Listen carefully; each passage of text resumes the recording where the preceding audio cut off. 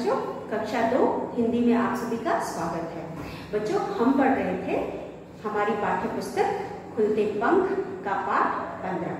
बच्चों, पाठ हमने खत्म कर लिया था। हम कर रहे थे अभ्यास में हम कर रहे थे भाषा से।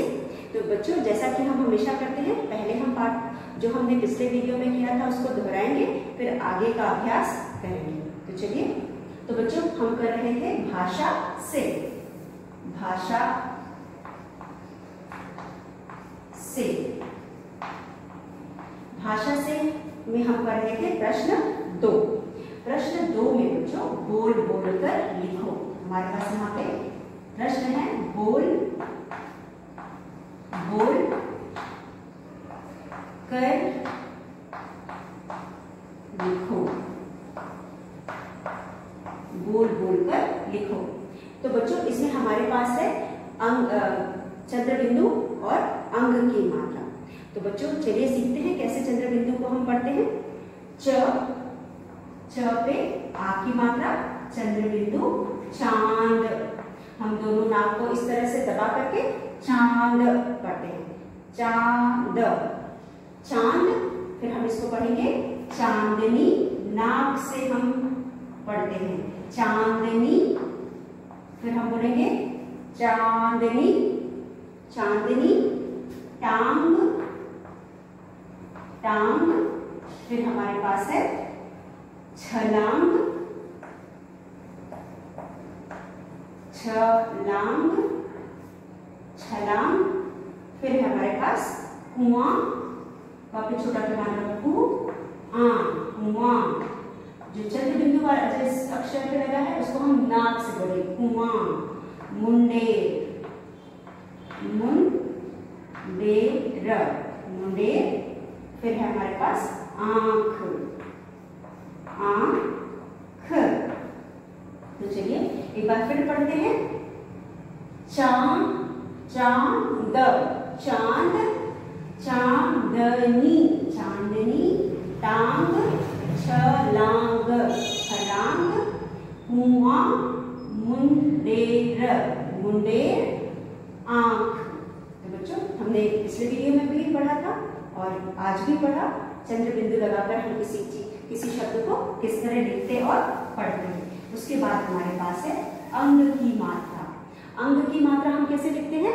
बिंदी लगाकर लिखते हैं। तो यहाँ पे हम बिंदी लगाएंगे और देखेंगे हम इन मात्राओं को और कितने तरह से लिख सकते हैं। जैसे कि हमारे पास यहाँ पर है जंगल, जंगल,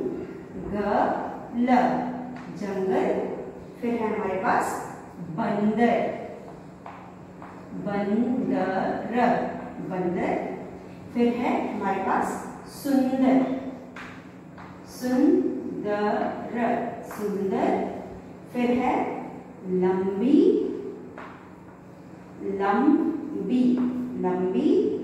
फिर है पंजा, पंजा। उसके बाद हमारे पास है डंडा और है हमारे पास खंभा, खंभा। चलिए बच्चों देखते हैं हम इन शब्दों को एक और तरीके से लिख सकते हैं। तो चलिए हम इन्हें दूसरी तरह से लिख करके देखते हैं। जंग, जंग। किस व्यंजन का स्वर आ रहा है बच्चों? जंग, ज। अंग, अंग का स्वर आ रहा है अंग, ल। हम इसको बिंदी के अलावा जंगल करके भी लिख सकते हैं। ज अंगल, जंगल। बिंदी की जगह में अंग लगाएंगे, गल, जंगल। बंदर, यहाँ किसका स्वर आ रहा है? आधा न का। तो हम ब, आधा न, द, र, इस तरह से भी लिख सकते हैं। बंदर को बिंदी न लगा करके इसकी जगह आधा न लगा करके भी लिख सकते हैं। फिर सुंदर, यहाँ पे भी न का स्वर आ रहा है तो हम स पे छोटे की मात्रा आधा न, द, र, सुंदर।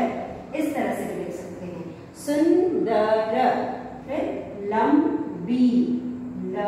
बच्चों यहाँ पे किस चीज का स्वर आ रहा है? आधा म का, लंबी। तो आधा म, ब और बड़ी की मात्रा बी हो जाएगा आपका लंबी।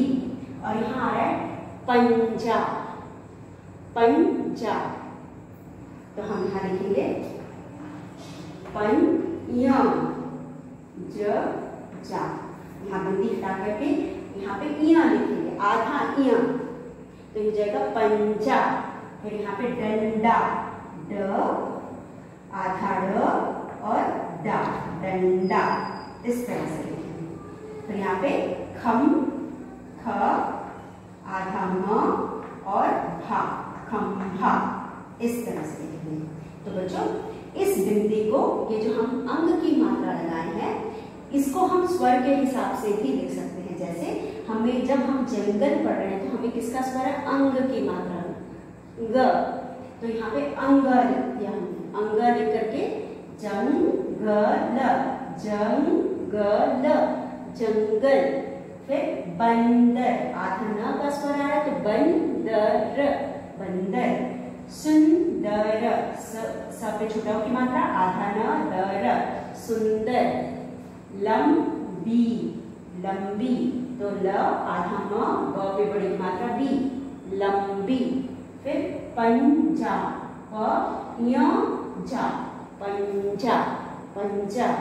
फिर उसके बाद हमारे पास है डंडा, डंडा भी यहाँ पे आधा ड लिख करके डंडा भी लिखा जा सकता है, तो हमने लिखा डंडा।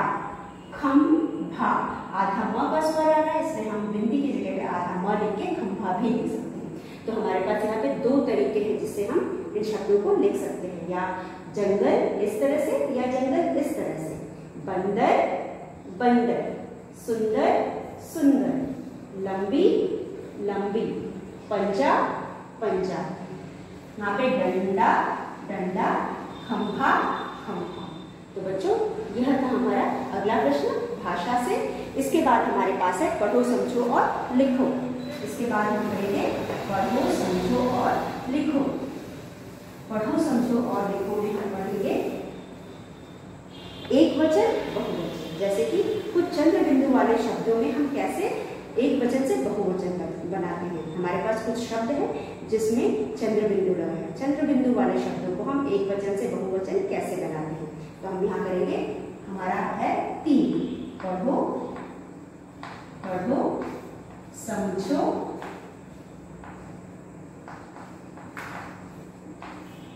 और लिखो। पढ़कर समझ करके फिर हम इसको लिखेंगे। लिखो, पढ़ो, समझो और लिखो। तो बच्चों हमारा पहला है आंख, आंख। यहाँ पे हमारे पास है आंख। फिर है छलांग, छ ल पे चंद्र बिंदु, छलांग। छलांग मतलब जंप करना, दुम, इंग्लिश में जिसे हम कहते हैं जंप, दुम। दुम मतलब पूंछ। फिर है टांग, टांग। फिर है कुआं, वहां पे कुआं। फिर है मुंडेर, मुंडेर, मुंडेर। तो चलिए यहाँ पे आंख। तो बच्चों आंख को एक आंख, आंख हो गई, कई आंख तो आंखें। जैसे आखिरी शब्द है ख, इसमें हम एक ही मात्रा लगाएंगे, ये हो जाएगा आंखें। आंखें, हमें कुछ नहीं करना, सिर्फ एक चोटी लगाएंगे और बिंदी लगाएंगे, तो ये हो जाएगा आंखें। उसके बाद टांग, तो ये हो जाएगा छलांग, छ लांग, छलांगे, ये हो जाएगा छलांगे। ठीक है, फिर हो जाएगा दुम। बच्चों दुम का बहुवचन भी दुम ही होगा, इसमें कोई परिवर्तन नहीं है। दुम का बहुवचन दुम, दुम में कोई बहुवचन नहीं है, दुम का हम एज इट इज लिख देंगे दुम। फिर टांग, टांग का हो जाएगा टांगे, ग पे की मात्रा टांगे। फिर कुआं, कुआं कुआं का हो जाएगा कुएं, कुएं, हम कुएं बनाएंगे, नहीं सिर्फ इस तरह से कुएं, ये हो जाएगा कुएं, सिर्फ बिंदी लगेगा। उसके बाद मुंडेर का हो जाएगा मुंडेर, मुंडेर का भी कोई बहुवचन नहीं होता, तो मुंडेर, ये हो जाएगा मुंडेर, मुंडेर का मुंडेर। तो बच्चों यह था एक वचन बहुवचन। तो आंख, आंखें, आंख, आंखें, छलांग, छलांगे, दुम, दुम, टांग, टांगे, टांगे, कुआं, कुएं, मुंडेर, मुंडेर, मुंडेर का मुंडेर भी होगा। तो बच्चों यह था भाषा से पढ़ो, समझो और लिखो। हमने इसको पढ़ा, समझा और उसके बाद लिखा।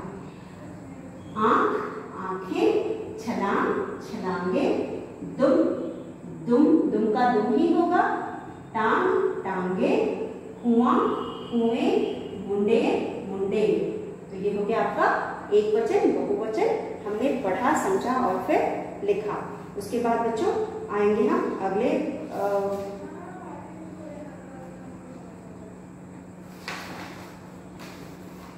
शब्दों में। सोचो और बताओ। बच्चों हमने पाठ को पढ़ा, अब इस पाठ से संबंधित कुछ प्रश्न है जिसे हम सोचेंगे और उसके बाद इसका जवाब देंगे। जैसे कि प्रश्न क, प्रश्न क में हमारे पास है, क्या चांद सचमुच कुएं में गिर गया था? क्या चांद सचमुच कुएं में गिर गया था? उसके बाद इसी का दूसरा प्रश्न है, क्या ऐसा हो सकता है? कुएं के पानी में दिखने वाला चांद क्या था? बच्चों जैसा कि हम जानते हैं, जिस तरह से पृथ्वी है, हमारी पृथ्वी जिस पे हम रहते हैं, और पृथ्वी के ऊपर आप जानते हो पृथ्वी का उपग्रह है चांद, जिसे हम कहते हैं प्राकृतिक उपग्रह। जैसे कि हम सैटेलाइट्स भेजते हैं बना करके, आर्टिफिशियल सैटेलाइट्स, जो मैन मेड सैटेलाइट्स होते हैं, जो आदमी बनाता है और उसको हम आसमान में, स्पेस में भेजते हैं। फिर वो हमारी तस्वीरें लेता है, हमें जिस चीज काम के लिए हम उसको भेजते हैं उसकी वो पिक्चर्स लेता है और हमें भेजता है। ठीक है, उसी तरह ये जो चांद है ये हमारा प्राकृतिक उपग्रह है, पृथ्वी का प्राकृतिक उपग्रह है। और यह चांद पृथ्वी के चारों तरफ घूमता है, और जैसे जैसे पृथ्वी सूरज के चारों तरफ घूमती है उसी के साथ साथ वह भी सूरज के चारों तरफ घूमता है। तो चांद भी बहुत बड़ा है, जैसे कि पृथ्वी बहुत बड़ी है, पृथ्वी इतनी बड़ी चांद नहीं होता लेकिन फिर भी काफी बड़ा है। तो क्या वह गिर करके एक कुएं में समा सकता है? ये भी संभव नहीं है। दूसरी चीज, वह अगर गिरेगा, वह गिरेगा नहीं, ठीक है, अगर वह गिरेगा तो बहुत नुकसान होगा पृथ्वी पर। ठीक है, तो मतलब यह एकदम असंभव सी चीज है कि चांद पृथ्वी पर गिरे। या फिर पहला जैसे कि प्रश्न है, क्या चांद सचमुच कुएं में गिरा था? नहीं गिरा, बिल्कुल नहीं गिरा था, चांद सचमुच कुएं में नहीं गिरा था। उसके बाद क्या ऐसा हो सकता है? ऐसा बिल्कुल नहीं हो सकता। कुएं के पानी में दिखने वाला चांद क्या था? जब ऐसा नहीं हो सकता तो कुएं के पानी में गिरने वाला चांद क्या था? जैसा कि हम जान रहे हैं, चांदनी रात थी, चांद एकदम गोल निकला हुआ था और उजाला भी था, और इस वजह से उसकी परछाई कुएं में पड़ रही थी, और वह उस परछाई को बंदर देख करके समझे कि वह चांद है जो कि कुएं में गिर गया है। तो क्या चांद सचमुच कुएं में गिर गया था? नहीं, चांद सचमुच कुएं में नहीं गिरा था। क्या ऐसा हो सकता है? नहीं, ऐसा होना संभव नहीं है। उसके बाद कुएं के पानी में दिखने वाला चांद क्या था? कुएं के पानी में दिखने वाला चांद नहीं बल्कि उसकी परछाई थी। तो बच्चों यह था हमारा प्रश्न क। प्रश्न ख, कहानी के बंदरों के बारे में तुम्हारी क्या राय है? तुम्हें बंदर कैसे लगे? बंदर थोड़े से नटखट थे और थोड़े से मूर्ख थे, क्योंकि बच्चों कोई मूर्ख ही यह समझ सकता है कि कुएं में परछाई देख करके वह चांद समझ सकता है। ठीक है, तो हमें बंदर थोड़े से मूर्ख नजर आए जिन्होंने परछाई को चांद समझ लिया। फिर बच्चों यह था हमारा प्रश्न ख। उसके बाद ग, उस रात आकाश में पूरा चांद चमक रहा था, मालूम करके बताओ कि वह कौन सा दिन होता है जब चांद पूरा दिखाई देता है और कौन से दिन चांद बिल्कुल नहीं दिखाई देता। तो बच्चों, जैसा कि हम जानते हैं, जो चांद होता है, चांद हमेशा अपना आकार बदलता है, कभी भी चांद एक आकार में नहीं दिखाई देता है।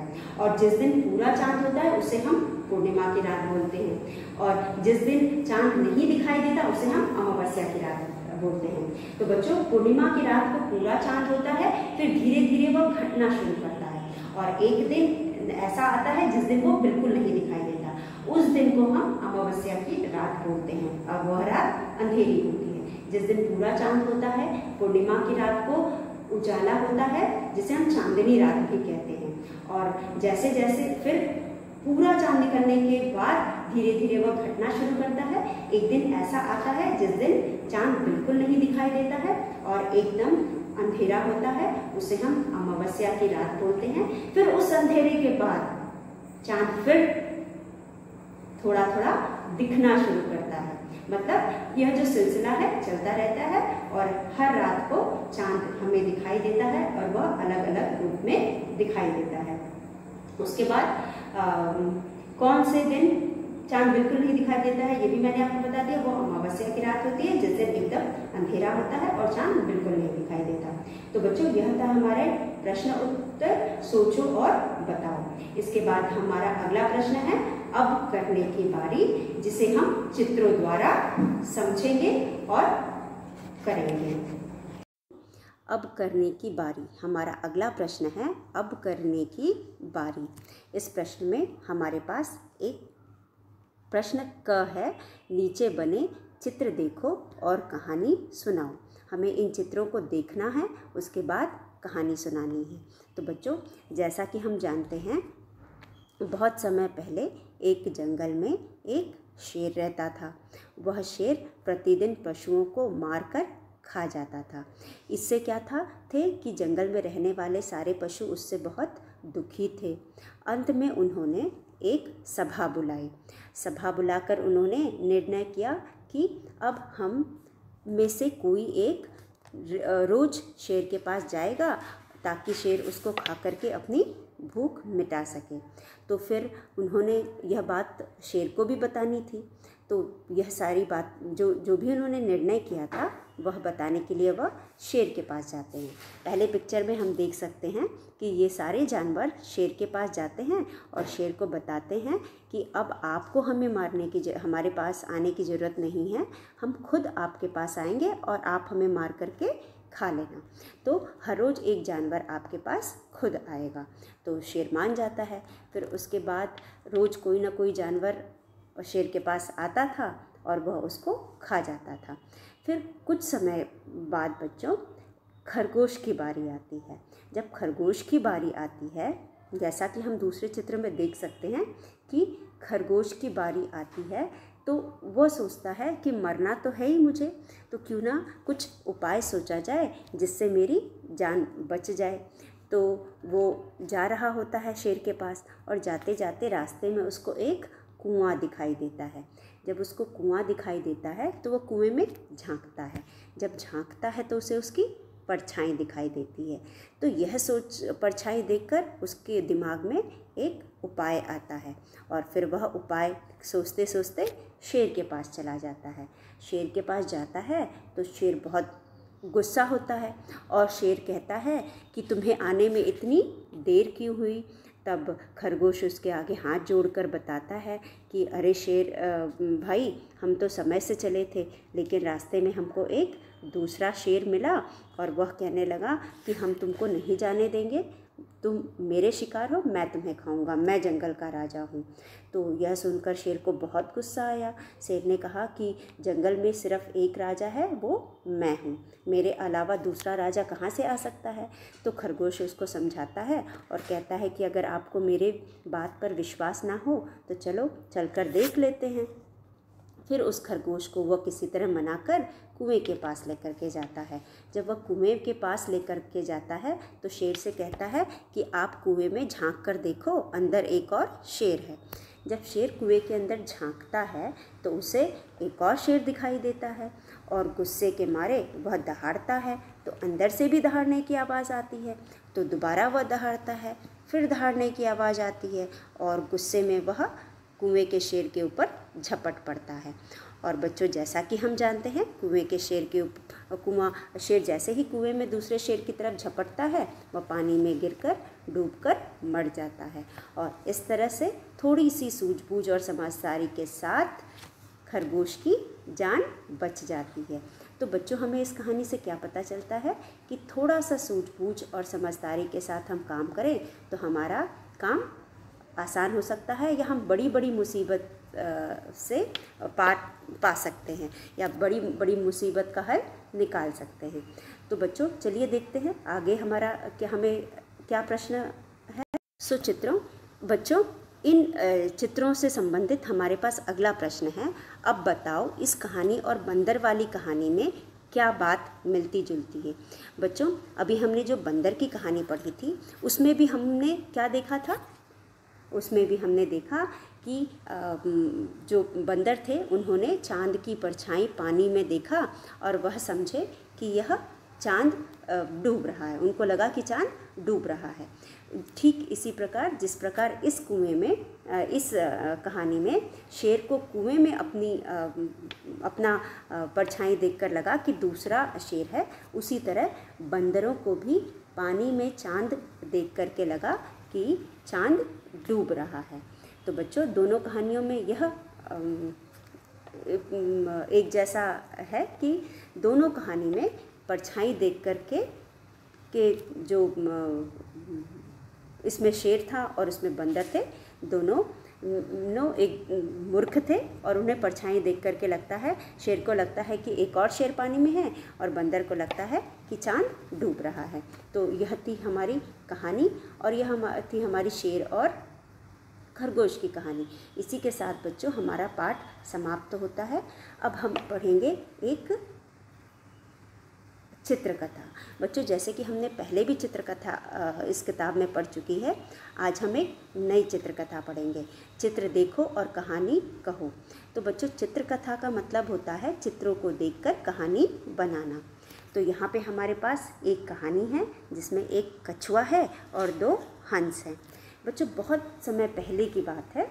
एक कछुआ था जो एक गांव में गांव के तालाब में रहता था। तो एक बार क्या हुआ, बहुत ज़ोरों की गर्मी पड़ी। जब गर्मी ज़्यादा पड़ने लगी तो जो तालाब का पानी था वो दिन प्रतिदिन सूखते जा रहा था। तो पहले चित्र में हम देख सकते हैं कि एक कछुआ है, जैसा कि आप सभी ने कछुए को देखा होगा। कछुए के ऊपर एक गोल सा कवच होता है जिसमें वो अपना सर छुपा कर सो भी जाता है और उससे वह बरसात में भीगने से भी बच जाता है, धूप से भी बच जाता है। तो उसके शरीर की बनावट कुछ ऐसी होती है कि वह उसकी शरीर की बनावट उसको काफ़ी जगहों पे उसके घर का काम करती है। जिस तरह से घर में हम छुप करके बैठ जाते हैं और अपनी बारिश से बच जाते हैं, गर्मी से बच जाते हैं, धूप से बच जाते हैं, उसी तरह कछुआ भी उसको अगर धूप से बचनी है या अपने दुश्मन से बचना है तो अपने कवच के अंदर घुस जाता है, या जो उसके ऊपर शेल होता है जिसको हम कहते हैं कवच की तरह, जो उसका प्रोटेक्टिव लेयर जिसे हम कह सकते हैं उसके बॉडी पे होता है। एक तरह की उसकी जो बनावट है उस शेल के अंदर घुस करके वह अपने आप को बारिश से, धूप से, ठंड से बचा लेता है और यहाँ तक कि अपने दुश्मन को भी बचा लेता है।